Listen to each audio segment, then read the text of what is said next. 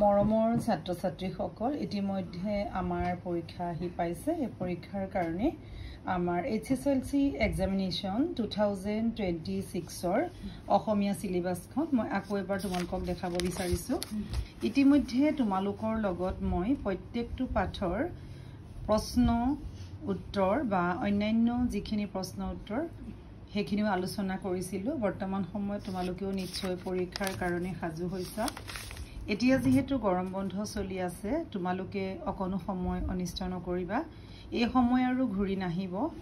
আমি সময়ৰ কাম যদি সময়ত কৰি যাব পাৰো নিশ্চয় তাৰ সুফল লাভ কৰিব পাৰিম এতিয়া তোমালোকে চোৱা প্ৰত্যেক ছাত্ৰ ছাত্ৰীক মই আকৌ এবাৰ কৈছো যি সকল ছাত্ৰ ছাত্ৰীয়ে 100 মাৰ্কছৰ কাৰণে পঢ়িছা তেওঁলোকলৈও মোৰ শুভেচ্ছা থাকিল বহুত কষ্ট তোমালোকে কৰি যোৱা আৰু ইয়াৰ পিছত যিখিনি ছাত্ৰ ছাত্ৰীয়ে 80 মাৰ্কছৰ কাৰণে কৰিছা তেওঁলোকেও বহুত ভালকে কৰা আৰু বাকি যিখিনি ছাত্ৰ ছাত্ৰীয়ে 60% কাৰণে ট্ৰাই কৰিছা সেই ছাত্ৰ ছাত্ৰীখিনিও 60% পাবা আৰু তোমালোকৰ যিখিনি MCQ থকা বিষয়বস্তু তোমালোকে সেই MCQ খিনি কি কৰিবা তোমালোকে MCQ various types of MCQ থাকে কিছুমান তোমালোকক অপচন সিলেক্ট কৰিব দিয়ে আৰু কিছুমান MCQ তোমালোকক এনেকুৱা ধৰণৰ দিব যে যিবোৰ তোমালোকক ট্ৰু ফলছ দিব লাগে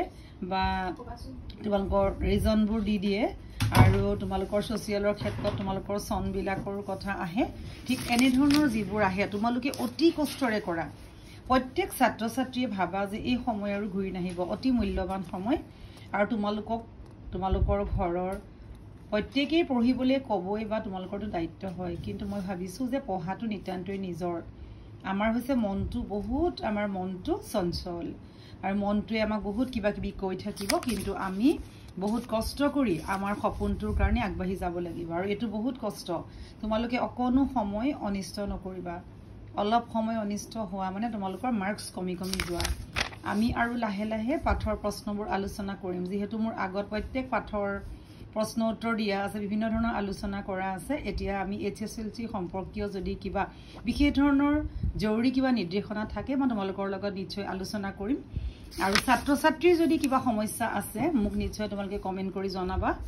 ইয়াৰ আগতে মোক এজন ছাত্ৰ বা ছাত্ৰীয়ে কৈছিলা যে তেওঁলোকৰ কিছুমান মানে চিন্তা আহে যিবোৰ চিন্তা মানে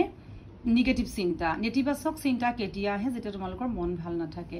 মন ভাল থাকিবৰ কাৰণে তোমালোকে কি কৰিব লাগিব অলপ প্ৰাণায়াম কৰিব লাগিব আৰু এই কথাটো মই আগতেও কৈছো প্ৰাণায়াম মানে কি নিজৰ শৰীৰ আত্মা আৰু মন একাত্ম কৰিব লাগিব যেটো হৈছে যোগ মানে যি তোমালোকে মনটোক হে তোমালোকে বুজাব লাগিব মনটোৱে যি কয় হেতু কৰিলে নহব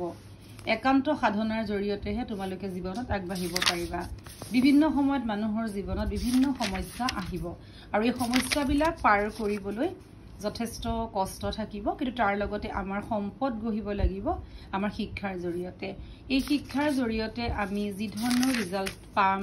হেতুৱে হৈছে আমাৰ অতিকৈ মূল্যৱান সম্পদ যাৰ জৰিয়তে আমি জীৱনৰ প্ৰতিটো খোজত এটা সোণালী সপোনৰ কাৰণে আগবাঢ়ি যাম গতিকে মই তোমালোকক আকৌ এবাৰ অনুৰোধ কৰিছো স্বাস্থ্যৰ প্ৰতি যত্ন ৰাখা খুব ভালকৈ পঢ়া ঘোৰা ফুৰা নকৰিবা আৰু তোমালোকৰ যিখিনি ঘৰুৱা সমস্যা আৰ্থিক দুৰৱস্থা থাকিবই কিবা নহয় কিবা হয়তো কিছুমান যদি ফিজিক্যালি হ্যান্ডিক্যাপো থাকে তেওঁলোকৰ পইচা থাকিবও পাৰে গতিকে ভগৱানে কেনে ধৰণে কাক দিছে হেতু কোনেও নাজানে কাবাৰ হয়তো পইচা থাকিব পঢ়াত বেয়া কাবাৰ হয়তো দুখিয়া পঢ়াত ভাল কাবাৰ হয়তো আৰু বেলেগ ধৰণৰ সমস্যা পৰীক্ষাৰ সময়ত পৰীক্ষা দিবলৈ আহিব নোৱাৰা ছাত্ৰ ছাত্ৰীও আমি দেখা পাওঁ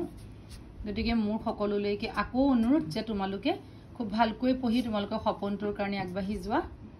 ভিডিওটো তোমালোকে লাইক কৰিবা শেয়াৰ কৰিবা বন্ধু বান্ধৱীৰ লগত সাবস্ক্ৰাইব কৰিবা নতুনকৈ যদি কোনবা আহিছা সাবস্ক্ৰাইব কৰিবা কিবা থাকিলে কমেন্ট কৰি সুধিবা থ্যাংক ইউ